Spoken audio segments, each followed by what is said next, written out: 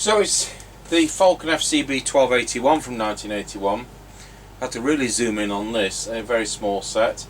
If you looked at the repair video, this has been sent to me by a viewer, and I really appreciate that.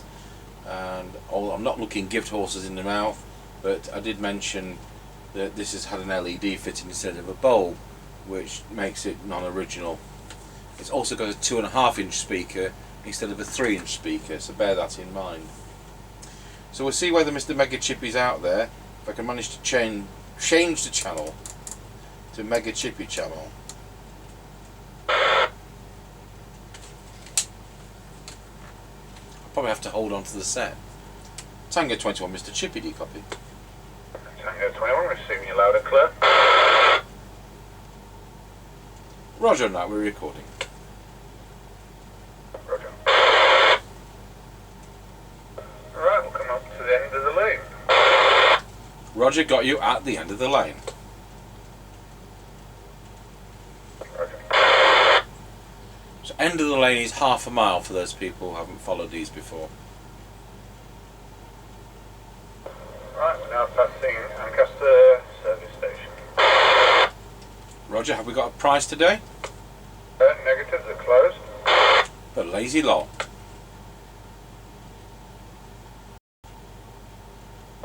Right, we're now square wheeled at Lancaster Crossroads.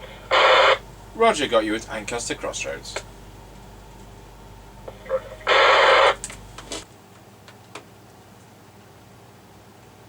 Right, we're now going over the top of the hill to go down in towards Wilford. Roger, got you at the top of the hill. Roger that. Tango 21 for Mr. Chippie. Now going round Scratchy Corner, Wilford, over. Roger, got you loud and clear, going round Scratchy Corner, Wilsford. I'm on a Falcon FCB1281 from 1981. It's doing 3.1 watts. Over. Yes, roger that, all received. Roger, that's a very good copy. And it's only doing about 800 milliamps on transmit, and it's doing 220 on receive, and 190 milliamps when it's not talking. That's probably would be increased by 20 milliamps if it had a bulb and not an LED. Right, we're now passing the Kelby turn, over. Roger, got you at the Kelby turn. So the Kelby turn is the 4-mile point, and the next one, which is the Greyleys turn, should be our worst one at the 5-mile point, is surrounded by trees. Remember, these tests are the wrong side of a hill, deliberately in our worst possible direction. This is a comparison test, not what the maximum range we can get.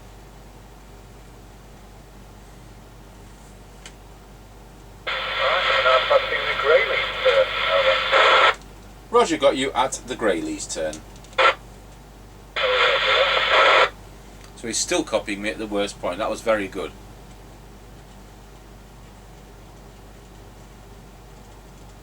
Tango 21 for Mr. Chippie. We're now going over Rossby Level Crossing, over. Roger, got you going over Rossby Level Crossing.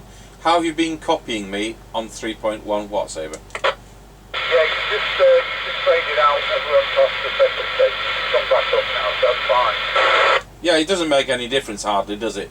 And is the petrol station still open for a price? Negative, I think they close at 8, so about a little bit, so that's that, I'm afraid. Okay, thanks very much for the test. Roger that, 10-10. Roger, 10-10. Okay, well that worked very well, you know, considering. And so it would be a little bit different if it had the 3-inch speaker and not the 2.5-inch speaker. I look back at my back catalogue, and I think we did the Compact 40 before. The other one of these is the Binatone beam breaker. I do have one of those, but it's before we started doing these videos. And I also have the Merit, whatever it's called.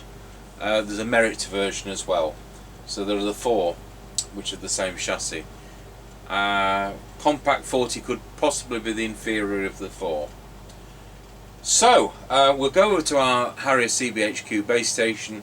The original microphone was the identical type to the one you got with the the one you got with the Mustangs.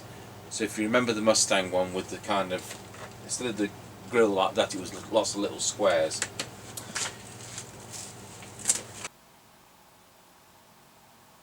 Tango 21 testing the Falcon FCB1281 into our Harrier CBHQ base station. This is with a standard replacement microphone, testing 1, 2, 3, 4, 5, 5, 4, 3, 2, 1. And as ever, thanks for watching, and thanks to the person